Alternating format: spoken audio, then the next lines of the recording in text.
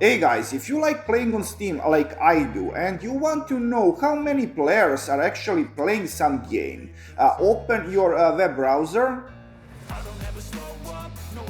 and look for Steam charts.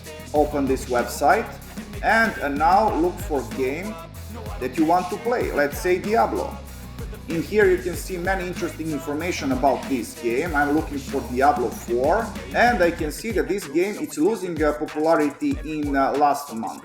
It lost almost half of its players, but still there is around 10,000 people playing it. Let's see about Witcher 3. This game is old but still gaining players, plus 7.43% in last month. And currently on Steam we have 14,479 players. And at the end, if you find this content interesting, follow for more.